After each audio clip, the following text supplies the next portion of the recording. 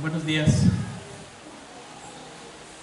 Vamos a leer Marcos capítulo 8 para continuar con nuestro estudio sobre Marcos. Y vamos a continuar ahí en Marcos capítulo 8. Este es un pasaje central en Marcos.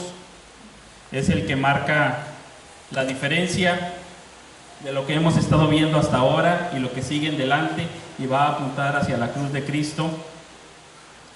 Quisiera leer versículos 27, 8:27 hasta el 9:1. Aunque la sección va a ser desde el ciego sanado en Betsaida hasta el ciego sanado en Jericó. Otra vez vamos a tener aquí como una especie de sándwich entre dos ciegos sanados. Pero voy a leer primero esta sección. Marcos 8:27, dice la palabra del Señor. Salieron Jesús y sus discípulos por las aldeas de Cesarea de Filipo, y en el camino preguntó a sus discípulos, diciéndoles: ¿quién dicen los hombres que soy yo? Ellos respondieron: unos, Juan el Bautista; otros, Elías; y otros, alguno de los profetas. Entonces él les dijo: ¿y vosotros quién decís que soy? Respondiendo Pedro le dijo: tú eres el Cristo. Pero él les mandó que no dijesen esto de él a ninguno, y comenzó a enseñarles que le era necesario al Hijo del Hombre padecer mucho y ser desechado por los ancianos, por los principales sacerdotes y por los escribas, y ser muerto y resucitar después de 3 días. Esto les decía claramente. Entonces Pedro le tomó aparte y comenzó a reconvenirle.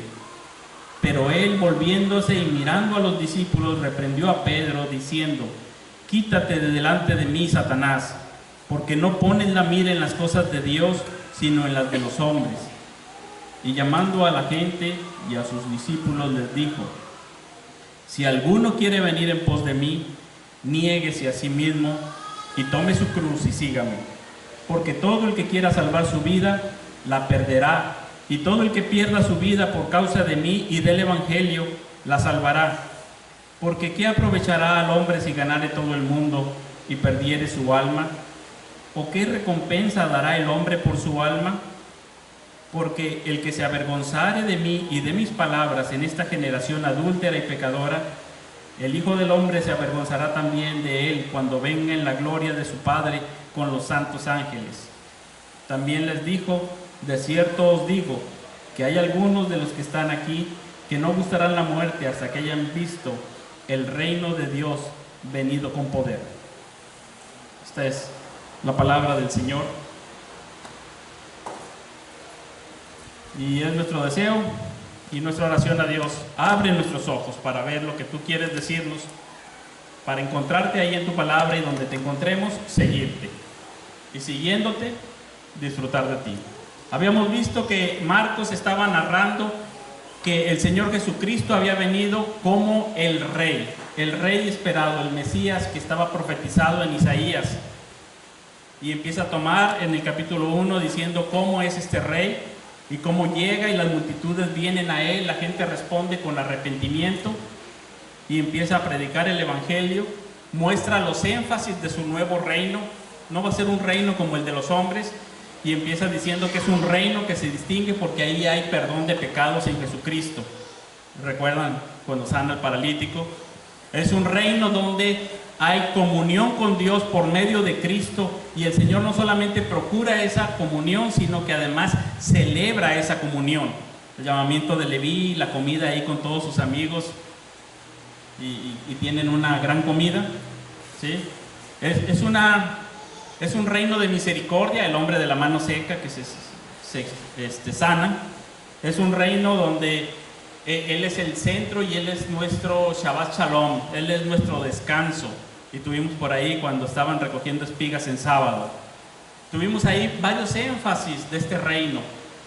Después vimos cómo los principales no quisieron ese reino, sino que al contrario, lo rechazaron, querían matarlo, querían ir en contra de él y matarlo.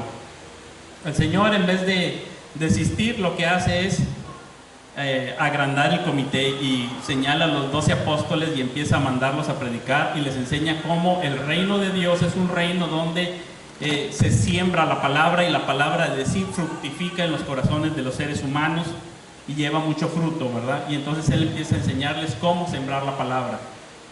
Y entonces va junto al lago de Galilea y predica, y entonces algunos de ellos creen y se vienen y les enseña en la casa. Nuevamente sale, predica y se vienen a la casa. Y así hace esta dinámica que lo vemos ahí en los siguientes capítulos, hasta que en una de esas hace un viaje misionero, diríamos épico, ¿verdad? Traspasan el lago, hay una tormenta, calma la tormenta, hay una mega tormenta, una mega paz, un mega asombro, y de aquel lado un mega endemoniado, que es el que se salva. Él es el fruto misionero, y luego ya se regresan y les enseña que la iglesia va a ir de misiones también de aquel lado donde son todavía más paganos que los de este lado, que ya de por sí era Galilea de los gentiles, ¿verdad? Y así se va extendiendo. Regresa, se encuentra con el archisinagogo Jairo, con su hija muerta, y etcétera. Vemos todas estas historias. Después vimos el reino del pan, donde ya nos vimos desde la alimentación de los 5,000, que era en territorio más judío y conservador, y la alimentación de los 4,000, que era ya en territorio más gentil, diciendo que este es un reino donde es un reino de gracia, y hay abundante pan, exceso de pan, no solamente para los judíos, sino también para los que están incluso ya más lejos. Los 4,000 ya están en otra tierra, ¿verdad? Más lejos, más paganos, digamos, y el Señor de todos tiene misericordia, abre los ojos y la gente lo ve, abre los oídos, quita aquello que decía Isaías, el corazón duro y de piedra, engrosado, y lo hace sensible. Hay una gran transformación, pero a todos los que han venido hasta ahora les ha dicho: no lo digas a nadie, no lo cuentes. No lo cuentes, porque se van a quedar con una impresión equivocada de lo que va a ser el reino. Hasta aquí no lo cuentes, porque todos van a querer, todos quieren pan, todos quieren sanidad, todos quieren vivir bien, todos quieren prosperidad, estar bien en la familia, etcétera, que su hijito esté bien, etcétera. Todos quieren esto, ¿verdad? Entonces va a haber aquí un cambio, y de aquí en adelante, desde este ciego de Betsaida hasta el ciego de Jericó, le he llamado a los mensajes caminos de muerte, porque de aquí en adelante el Señor va a anunciar su muerte, y paradójicamente, aunque el camino por el que Él va y por el que nos llama a seguirle es un camino de muerte que lleva a la muerte, paradójicamente es un camino donde hay vida. Y los caminos donde nosotros creemos que hay vida, paradójicamente son de muerte. Donde nosotros creemos que ganamos el mundo entero, en realidad perdemos. Y donde nosotros creemos que podemos perder la vida, en realidad ganamos.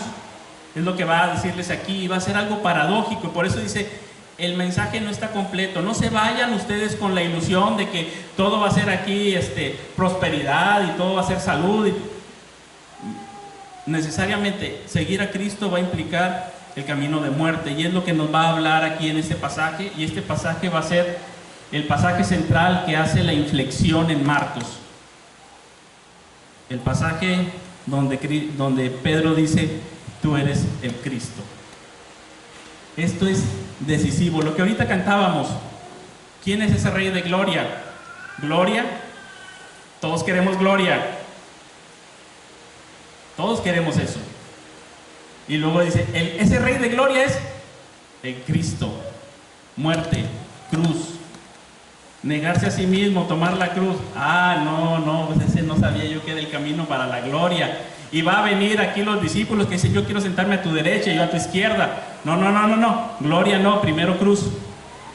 Y va a venir el joven rico con toda su riqueza y va a decir: yo quiero seguirte, Señor. Bueno, nada más deja tu riqueza, dala a los pobres. Yo esperaba que yo fuera uno de tus hombres nobles en tu reino, otra cosa, no esperaba la cruz. Se va. Y así van a venir en el camino hacia la cruz. Él está en Cesarea de Filipo, más allá de Galilea, del mar de Galilea, como al noreste, y desde allá va a emprender el camino hacia Jerusalén, y en todo ese camino le van a salir personas que van a querer unirse a él porque creen que va a Jerusalén para establecer su reino de gloria, y él les dice: no voy al reino de gloria, voy a la cruz. Y entonces algunos van a decir: entonces no te sigo. Pero el último ciego, el de Jericó, ese nos va a enseñar lo que es seguir a Jesús, porque él va a decir: no, hombre, yo tiro todo y te sigo. Y hasta se va alegre. Lo vamos a ver en su momento, Bartimeo. Con ese vamos a cerrar, porque ese nos está enseñando qué es lo que hay que hacer. Ese ciego está viendo bien las cosas. Es como la mujer sirofenicia, que parece que entendió lo de los panes primero que los discípulos. Ella captó primero eso y dijo: Señor, yo quiero de ese pan, aunque sean migajas. Bueno, vamos a empezar con el texto, porque ahorita nada más es como la introducción, pero aquí estamos. Entonces, él les pregunta en el camino. Esta es la frase de donde tomo Caminos de Muerte, porque empieza la pregunta en el camino. ¿Quién dicen los hombres que soy yo? Y ya dan algunas respuestas que ya habíamos visto con el rey Herodes. Seguramente es Juan el Bautista, que ha resucitado y por eso obran en él estos poderes. Y otros dicen: no, es Elías o es alguno de los profetas. Pudieran pensar que era alguien así, de gloria, de fuerza, ¿sí? No alguien sufriente, sino alguien de fuerza, porque pues hasta ahorita, digámoslo así, que todas las puede. A los demonios los echa fuera, a los enfermos los sana, donde no hay pan les da pan, a las tormentas las apacigua, y decimos: pues ese es el Señor de gloria, lo que esperamos de él es victoria.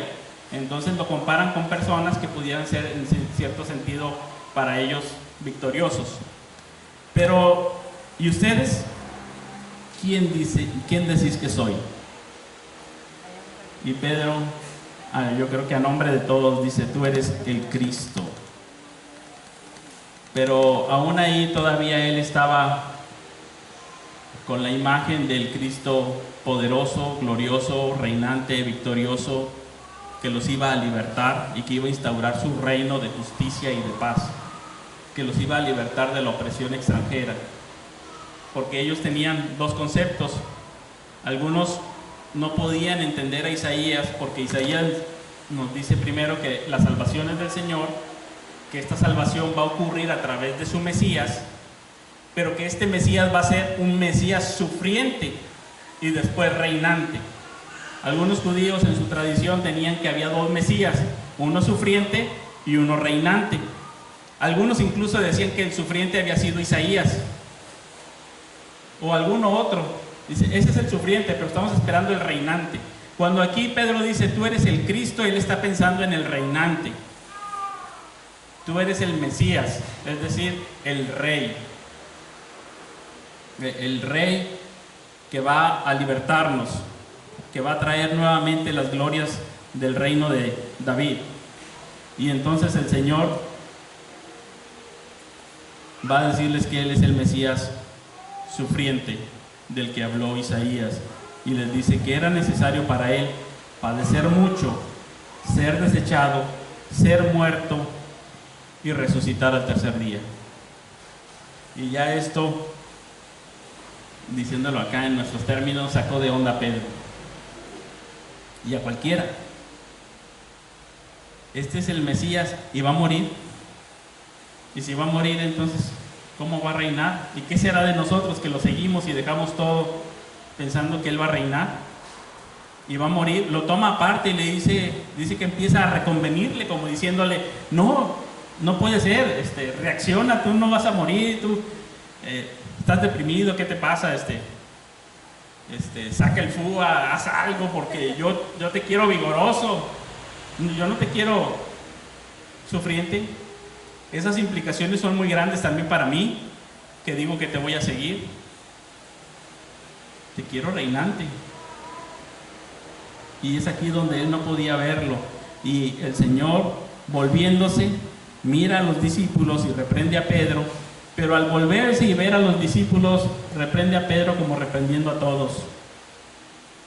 Quítate de delante de mí, Satanás, porque estás poniendo la mira no en las cosas de Dios, sino en las cosas de los hombres. Y aquí está distinguiendo las cosas de Dios y las cosas de los hombres, el reino de Dios, el reino de los hombres, la manera en que los hombres vemos cómo debe ser un rey y la manera como es realmente el reino de Dios. ¿Cómo queremos nosotros a un presidente? ¿En qué manera lo vemos? ¿Con qué cualidades?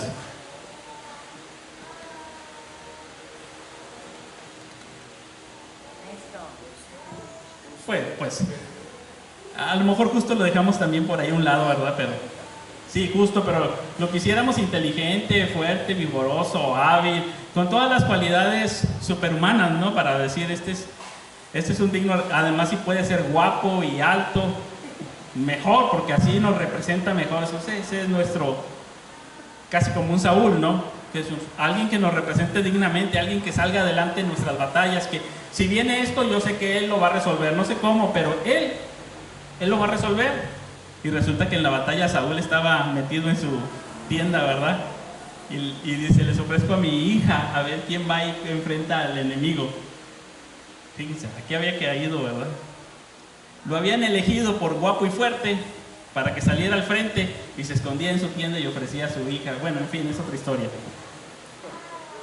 Y aquí dice que las cosas de Dios son diferentes. Y entonces habla con los discípulos y con toda la gente. Ahora sí, ya en público. Y fíjense la argumentación que va a tener. Primero dice, si alguno quiere venir en pos de mí, niéguese a sí mismo. Niéguese a sí mismo, pero no como los estoicos, que pues ya hoy en día digamos que el negarse a sí mismo es visto como una virtud, no tanto como el amor. No ese es el sentido, niéguese a sí mismo, nada más por negarse como un fin en sí mismo.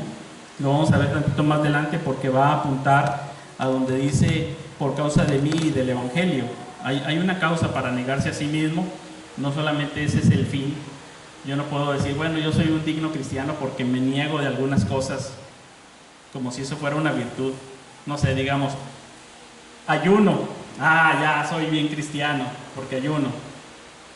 Pero no era ese el fin en sí mismo. Había un propósito que era manifestar amor. Si yo ayuno y lo que me iba a comer o lo que me iba a gastar en comida se lo doy a mi padre y él come, entonces ya no es el fin en sí mismo que yo me abstuve, sino que yo ayudé al prójimo, ¿verdad? Ya no es el abstenerse la virtud, sino el amor. Y ellos decían, no le puedo dar a mi padre porque eso es ofrenda a Dios. Entonces era falso, ¿sí? Uno no puede decir, ya me abstengo, pero no es nada más abstenerse por abstenerse. No hago esto, no hago aquello, no hago esto, no hago esto, y ya soy súper cristiano porque me niego a mí mismo. No, ese es el sentido, ¿sí? El sentido es, me niego a mí mismo por causa de Cristo y del Evangelio. Por amor a Dios, por la causa del Evangelio. Si digo, yo no me tomo esta coca, muy bien, está bien, pero se lo eché ese dinero a la cajita para las misiones a Morelos. Y vamos al viaje misionero a Morelos a predicar la palabra. No es nada más me niego a mí mismo. Sí, así que sentido tiene, ¿verdad? Negarse a sí mismo, más adelante va a decir por qué. Y así vamos a ver al apóstol Pablo que dice, ya recibí 40 azotes y otra vez 40 azotes y he sido apedreado. Nada más por gusto, pues a lo mejor tiene su mérito y alguien lo va a ver como muy santo. Pero él dice, por amor de ustedes. No nada más por gusto. Hay un propósito. Cristo no va a la cruz nada más por gusto. Hay un propósito. No es masoquista, no es alguien que va por gusto al dolor y al sufrimiento y ahora todos queremos ser mártires nada más porque ser mártir es lo que está de moda. No, hay un propósito. Por eso va a decir, por causa de mí y del Evangelio. Entonces, primero dice, niéguese a sí mismo. Tome su cruz. No había mucho que explicarles. Ellos conocían lo que era una cruz y lo que era tomar la cruz. y seguir ese camino. Es una lealtad hasta la muerte. Sé fiel hasta la muerte. Eso es tomar la cruz. Tomar la cruz es decir, aquí estoy, Dios, hasta lo que venga, hasta el extremo, hasta el martirio. Y eso es lo que iban a hacer los apóstoles. Iban a morir por el nombre de Cristo. Nada más Juan exiliado, los demás martirizados. Y sígame. ¿Por qué? Razones. El que quiera salvar su vida. ¿Quién quiere salvar su vida? Digamos que el que diga, no, yo no conozco a Cristo, niego el Evangelio porque quiero salvar mi vida. Pues sí, pero la va a perder. Es como esa escena épica donde William Wallace le dice a los escoceses, ¿verdad?, que van a pelear contra el enemigo y el enemigo los triplica y además tiene caballería, ellos no tienen caballería y están en el campo de batalla y ¿qué les dice? Vamos a pelear. Y responden algunos, no, huiremos y viviremos. ¿Y qué les dice Wallace? Vivirán por algún tiempo, pero pasados los años, cuando estén muriendo allá en sus camas, van a querer regresar hasta este momento, a este campo de batalla, y van a querer poder decir, lucho, y puedo decirle al enemigo, puedes tomar mi vida, pero jamás mi libertad. Y entonces ya todos se enardecen y van y tienen su batalla épica. Al final son derrotados, creo, pero bueno, ahí se enardecen y dicen, pues sí, como un cobarde puedo huir. Y entonces dice, el que quiera salvar su vida, pues corre, ¿verdad? Huye, pero al final la perderá. La perderá. Porque no se está dando cuenta de lo que está en juego. No está viendo claramente de qué se trata.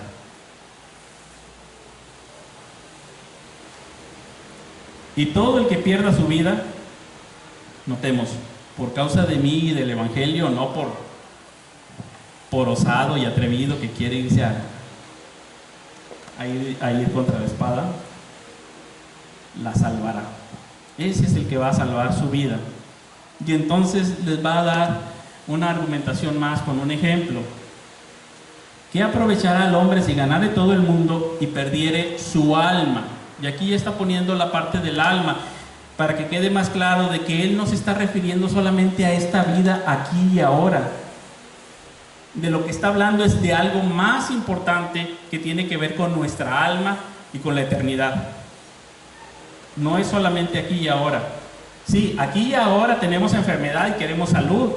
Aquí y ahora tenemos escasez y queremos abundancia. Aquí y ahora tenemos un muerto que queremos que resucite o queremos pan.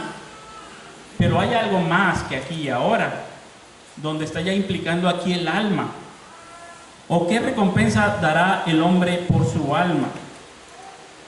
Y entonces aquí ya está hablando de algo más profundo, a la esencia de la vida del ser humano. Porque el que se avergonzare de mí y de mis palabras, o sea, del Evangelio, en esta generación adúltera y pecadora, el Hijo del Hombre se avergonzará también de él cuando venga en la gloria de su Padre con los santos ángeles. Entonces ya está contrastando este momento de aquí con un momento en que él va a regresar en gloria con sus ángeles.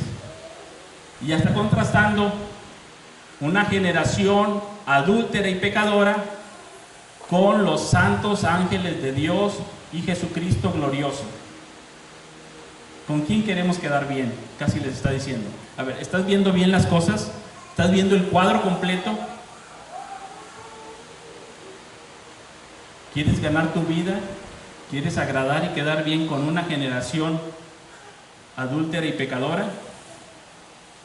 ¿O quieres perder tu vida por causa de Cristo y del Evangelio y agradar al Señor de gloria con sus santos ángeles viniendo en su reino? Y ya el contraste lo está poniendo diferente, ¿verdad? Dice, bueno, así la cosa cambia. porque el contraste yo lo había visto entre ser pobre y ser rico, o entre ser enfermo y ser saludable, pero ahora tú me estás poniendo el contraste más amplio, el panorama más amplio, donde yo tengo que ver que lo que está en juego es mi alma. Y así la cosa cambia. Y entonces llama a esta generación adúltera y pecadora, y de algún modo les está diciendo: si ustedes no se niegan a sí mismos, toman su cruz y me siguen, son parte de una generación adúltera y pecadora. Pero si ustedes se niegan a sí mismos, toman su cruz y me siguen, son parte de Cristo glorioso y sus santos ángeles en poder en su reino. Bueno, ya así el panorama más amplio. Hace sentido sufrir aquí para reinar con Él, ¿verdad? Hace sentido una cosa con la otra, pero no se ve claramente al inicio y no se acepta tan fácilmente. Y luego vamos a ver lo que va a suceder con los discípulos de aquí en adelante. Va a ser algo difícil, va a ser algo complicado. Y el ejemplo de la generación adúltera y pecadora es espiritual. Está hablando de un adulterio espiritual. Ahorita leíamos Hebreos en Hebreos 12, ¿verdad? En el estudio matutino. Vamos a ir a Hebreos 12, pero ahora vamos a ir tantito más adelante en el versículo 16, que es el ejemplo que les pone el autor de Hebreos a los israelitas, que para amonestarles desde el 15, Hebreos 12:15: mirad bien, no sea que alguno deje de alcanzar la gracia de Dios, que brotando alguna raíz de amargura os estorbe y por ella muchos sean contaminados. No sea que haya algún fornicario o profano como Esaú, que por una sola comida vendió su primogenitura. Y ahí está nombrando también espiritualmente a Esaú como un fornicario y profano. Entonces diríamos que aquel que no quiere seguir al Señor, negarse a sí mismo, tomar su cruz, es como Esaú, un fornicario y profano. Recordemos un poco la historia de Esaú. Después de que nacieron, la historia de Génesis nos pudo haber narrado muchas cosas de estos dos gemelos, pero nos narra una cosa, y nomás nos dice: crecieron, y uno fue hombre de campo, Esaú, y el otro fue hombre de hogar, Isaac. Y el papá amaba a Esaú porque iba de cacería y le traía comida y carne. Jacobo. Sí, y la mamá amaba a Jacob, ¿sí? Entonces teníamos a Esaú como cazador, y un día viene del campo y trae mucha hambre, y Jacob había preparado por ahí unas lentejas, un guiso rojo, y Esaú le dijo: dame de tu guiso. Estoy dramatizando. Y él dijo: pues véndeme tu primogenitura. Pues sí, me voy a morir, toma, fírmamele, órale. Y ya, él comió, y la Biblia nos dice muy rápido así: comió, se levantó y se fue. Así. Comió, se levantó y se fue. Y cuando la Biblia nos dice, algunos dicen: bueno, es que él no sabía lo que era la primogenitura. El pasaje de Génesis nos dice: así menospreció Esaú. No dice que no sabía, dice que menospreció. Dando a entender que sí sabía. Era un menosprecio. Y aquí nos dice que era un fornicario y profano. Fornicario quiere decir que se dedica nada más al cuerpo, forneos, al cuerpo. A mí me interesa llenar mi panza. Él no ve más allá, simplemente lo de habita. Y profano, o sea, que no ve realmente que eso era sagrado. Le parece como cualquier cosa. Es muy ligero con las cosas espirituales, muy ligero con las cosas de Dios. Por eso comió, se levantó y se fue. Es decir, fue ligero. Ni siquiera lo consideró, lo pensó, ni le pesó después, hasta que pasaron algún tiempo y luego procuró con lágrimas, etc. Ustedes lo pueden leer. Pero cuando aquí dice: ¿tú qué quieres? ¿Gloria o cruz? No, Señor, pues gloria. Pues vas a perder. ¿Quieres seguirme? Implica la cruz. No, Señor, no quiero seguirte. El joven rico va a decir, tengo muchas riquezas, no me conviene ese trato. No, yo no, Señor. ¿Qué es lo que está haciendo? Está viendo nada más lo temporal y está siendo profano. Está viendo nada más lo de este momento y no alcanza a ver más allá lo sagrado que está rechazando. Y cuando les dice, ¿ustedes quieren seguirme? Niéguense, tomen su cruz y síganme. Y entonces tendrán gloria. ¿Con quién quieren quedar bien? Hay un escrito de Bonhoeffer, Dietrich Bonhoeffer, en su libro sobre el costo del discipulado.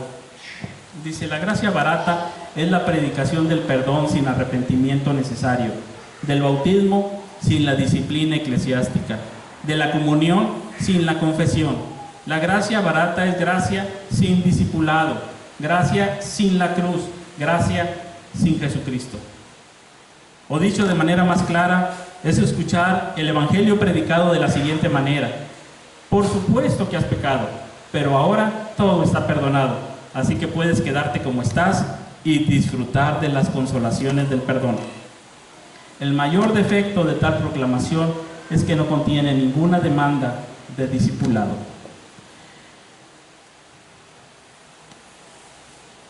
Querer seguir a Cristo y querer seguir viviendo como estoy viviendo, sin transformación, es querer gracia sin cruz. Es querer vida cristiana sin Cristo. Si alguno quiere venir en pos de mí, está la cruz. No hay forma de evitar la cruz si tú quieres seguir a Cristo. Y esa va a ser la parte central del mensaje de Marcos para desembocar ahora hacia la cruz de Cristo. Hasta ahorita pueden venir muchos, pero va a llegar este momento de definición. ¿Quieres seguir a Jesús? No hay manera de evitar la cruz. Y ahí es donde vamos a encontrar al Señor glorioso. Y ahí en ese camino de muerte es donde vamos a encontrar la vida. Y ahí en ese camino de obediencia es donde vamos a encontrar la bendición. Y ahí en ese camino que parece ser de sufrimiento vamos a encontrar el disfrute y el deleite en comunión con Dios y con los demás. Y ahí en ese camino que parece de pobreza vamos a andar enriqueciendo a muchos. Y ahí que parece que vamos a perderlo todo, vamos a ganarlo todo. Ahí, por ese camino, es una puerta estrecha, es un camino angosto, pero ahí es el camino. No hay manera de evitarlo. Yo no puedo decir yo quiero ser cristiano, pero a mí no me interesa ser un discípulo de Cristo. La perderás. No hay otra forma. Y sí, espantó a Pedro y a los discípulos, y a nosotros también nos debiera de hacer pensar, y no solamente comer, levantarnos e irnos como Esaú, sino seriamente pensar en la transformación. Y en ese camino de transformación vamos a encontrar que vamos a ir siendo transformados de gloria en gloria en su misma semejanza. A ese camino de transformación es lo que hemos llamado nosotros caminar todos a la madurez. Bueno, yo quiero ser cristiano, pero eso de caminar a la madurez, a mí déjenme como estoy. La perderás. Porque ese camino a la madurez es el camino de la bendición. Ese camino de obedecer al Señor es el camino donde se convertirá en el disfrute del Señor. Así que donde veamos al Señor, entonces nosotros podamos seguirle y siguiéndole disfrutar de Él. Aparentemente el ser humano iba a ser libre, iba a disfrutar de muchas cosas por el camino de la desobediencia, y no ha sido así. Caminando lejos del Señor, desobedeciéndole, en vez de ser libres, nos hemos convertido en esclavos. Y caminando de acuerdo al mandamiento del Señor, en lugar de ser esclavos, vamos a encontrar la más grande libertad. Ahí hay libertad, precisamente. Algo vimos de esto cuando tratamos sobre la teología de la cruz, hace como un año y medio, sobre el escrito de Lutero, brevemente, que parecía ser algo paradójico, y por eso pusimos aquel texto que está en la entrada, que dice que lejos esté de mí gloriarme en otra cosa, sino en la cruz de Cristo, por quien a mí el mundo me es crucificado, y yo al mundo. Dice, esa es la gloria. La gloria encontrada en la cruz, o lo que cantamos nosotros como las glorias de la cruz, de una vida entregada al Señor. En su tema sobre el peso de la gloria de C.S. Lewis dice: hoy en día la abnegación es tenida por una virtud cristiana, pero lo que vemos en la Escritura y en la historia de la Iglesia es que la virtud cardinal del cristianismo es el amor. No solamente es prescindir de buenas cosas para nosotros, sino asegurar buenas cosas para los demás. Las ideas de los estoicos se han introducido en la fe cristiana, haciéndonos pensar que desear nuestro propio bien y esperar fervientemente el placer es algo malo.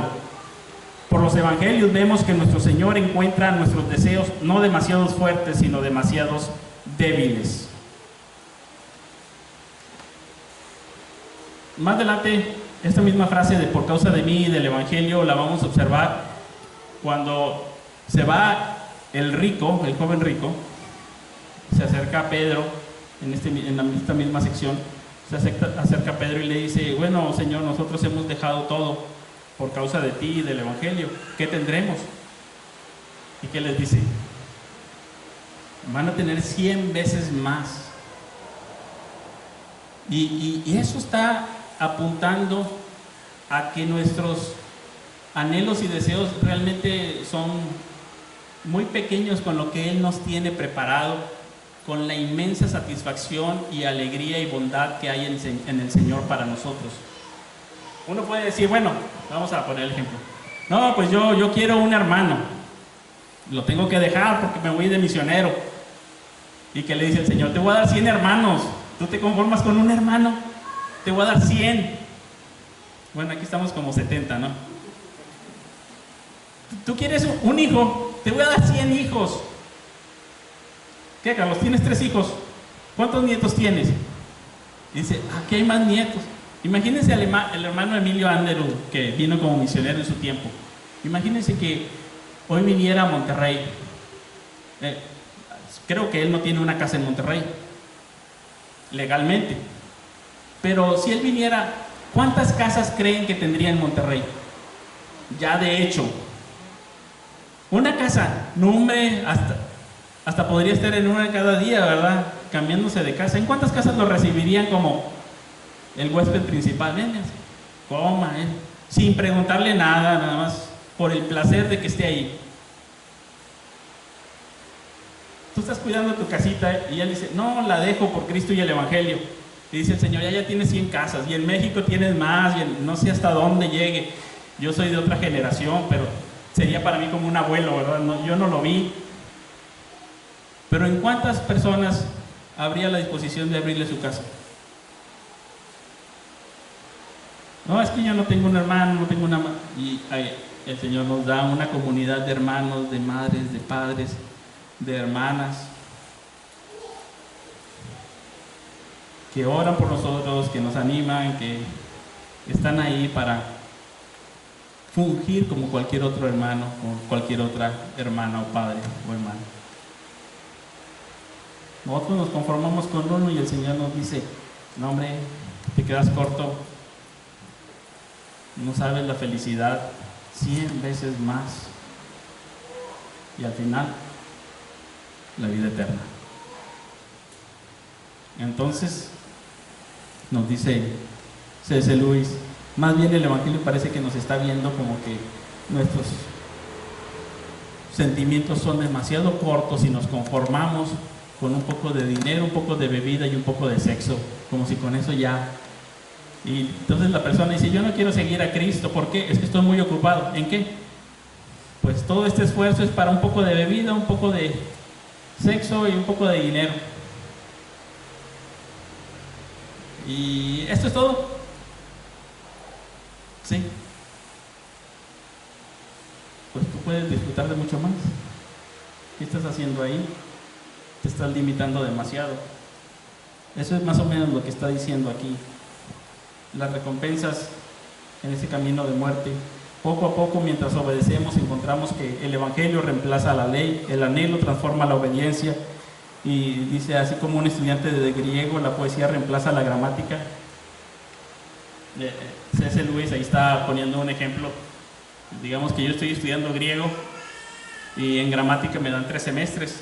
Y ahí estoy estudiando griego y el griego no se disfruta, ¿verdad? La gramática, pues son las reglas, pero hay que aprenderlas y el vocabulario, y eso no se disfruta. Pero cuando llegas al siguiente semestre donde ya vas a leer en griego, entonces ya disfrutas, ¿verdad? Él le está hablando de poesía. Entonces sí dice, todo ese esfuerzo me sirvió para... Bueno, a lo mejor al principio en tu vida cristiana, en este camino de muerte, te va a parecer que solamente es gramática, pero no te vas a dar cuenta el momento en el que de repente ya estás disfrutando de la poesía. Caray, ¿cuándo se acabó esto? Yo venía obedeciendo a Cristo y al principio se me hacía pesado y de repente esa obediencia fue reemplazada por el Evangelio y la transformación que ocurrió, que se ha convertido en un deleite. Ese camino ya no ha sido así. Tal vez empiezo así, pero después se transforma en un deleite de comunión mayor y mayor cada vez.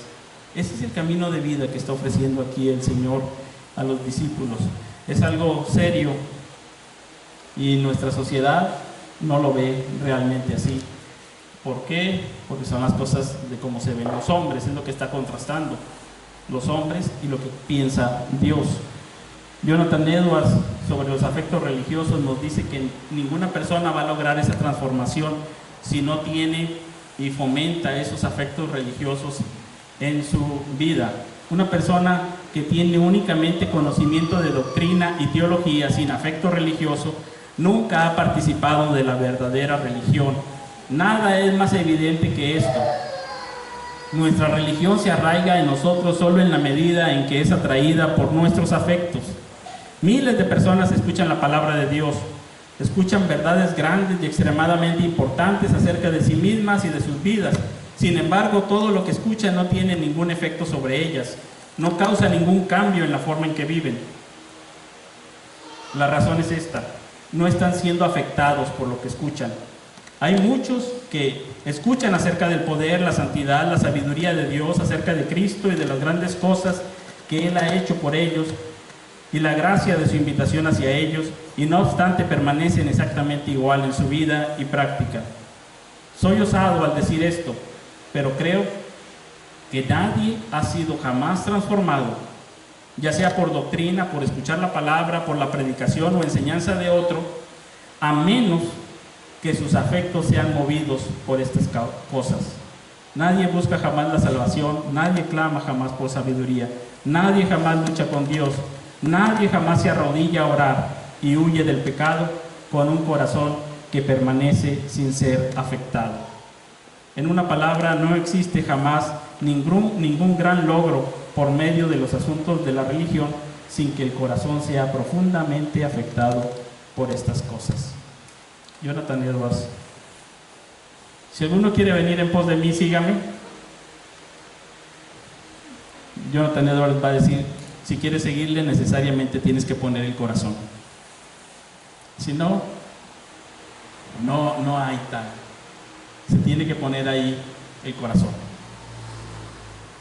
Cuando él dice, niéguese a sí mismo, tome su cruz y sígame, se está enfocando todo el movimiento hacia Él. No solamente negarse a sí mismo, sino tiene que concluir en sígame, seguirle a Él.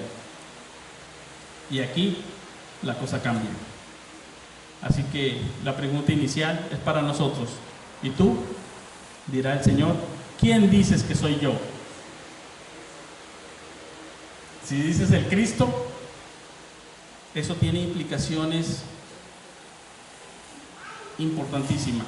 Si dices el Cristo, la implicación es una rendición total al Señor. ¿Quién soy yo? Si dices el Cristo, la implicación es niéguese a sí mismo, tome su cruz y sígame. Es una dedicación al Señor. Esa es la implicación. Una rendición total al Señor. Y eso es lo que le está pidiendo a sus discípulos y a la gente. Y eso es lo que le va a pedir a todos los que se van a atravesar en el camino desde Cesarea de Filipo hasta Jerusalén. Que le sigan. Y algunos van a venir, yo quiero seguirte. Y luego se van a ir. Bueno, siempre no. Me retiro. Porque lo pensaron. La implicación es para nosotros. ¿Te has rendido al Señor? ¿Te has dedicado al Señor? ¿Le has dicho, Señor, yo quiero seguirte? Negarme a mí mismo, tomar mi cruz y seguirte. Si no lo has hecho, es tiempo de dedicarse al Señor. Toma un tiempo en la tarde para considerarlo. Si ya lo hiciste y después dejaste ese camino, no tienes que volverte a dedicar. Lo que tienes que hacer es confesar tu pecado y ser restaurado por el Señor nuevamente al camino de la dedicación, a lo que he llamado yo el camino de muerte. Un camino de muerte que es de vida. Pero humanamente hablando no se ve así. Hay un llamado a cada uno de nosotros a una entrega total, a confesar si hemos desechado ese camino y ser restaurados por el Señor, que es misericordioso, que es lento para la ira, grande en misericordia, que nos perdona, nos restaura, nos vuelve a la comunión y puede otra vez llevarnos en ese camino que es de madurez. Y así el apóstol Pablo decía, no importa que yo me enferme, por el bien de ellos. No importa que yo me desvele, decía el apóstol Pablo.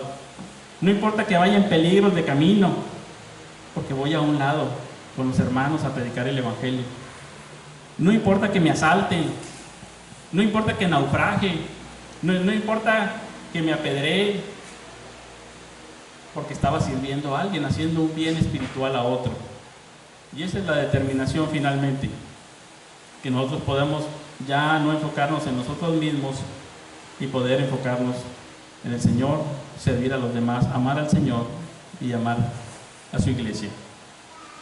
Y entonces poder decir, aquí estoy, Señor.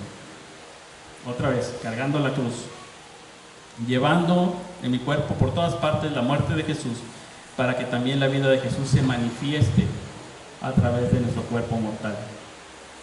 Y ahí, decía el apóstol Pablo, cuando soy débil, entonces soy fuerte. Entonces se manifiesta el poder de Dios a través de mí y fluye la vida de Dios y fluye la comunión del Señor para con todos los demás. Pero no es fácil y lo vamos a ver en las siguientes sesiones. Esta es la primera, pero las siguientes vamos a ir viendo a cada una de las personas que llegan también buscando la gloria y presentándoles enfrente la muerte, la cruz. Y ahí es donde vemos entonces nosotros al Señor. Vamos a orar. Señor, ayúdanos. Ayúdanos a verte, que nuestros corazones sean afectados por tu palabra y que nosotros podamos responder a ti con una dedicación completa de nuestras vidas a ti. Que en la medida en que tú nos llames, en las formas, en los estilos de vida, en lo que hagamos, que podamos nosotros mañana, lunes, seguir dedicados a ti en medio de nuestra vida cotidiana, de una manera justa, sencilla, que podamos manifestar ese negarnos a nosotros mismos, tomar la cruz y seguirte. Que podamos crecer en una vida de discipulado donde vayamos todos a la madurez, a la medida de tu Jesucristo. Que, Señor, hagamos también esfuerzos sacrificiales para extender el Evangelio aquí en la ciudad y a otros lugares. Que seamos una iglesia esforzada en tu Evangelio, comprometidos con la causa del Evangelio para que otros también puedan conocerte y entrar en comunión contigo. Señor, que podamos nosotros, dedicados a ti, renunciar al pecado, soportar la tentación. Señor, ayúdanos en los momentos también de dificultades, en los momentos de enfermedad, de escasez, dolor, tragedias, en todas estas cosas que suceden. Ayúdanos, Señor, con tu gracia, a soportar, a mantenernos fieles, a ver tu mano en medio de todo. Señor, tú sé con nosotros, porque somos débiles, frágiles. Ayúdanos, Señor, a ser fervientes en espíritu. En el nombre de Jesucristo. Amén.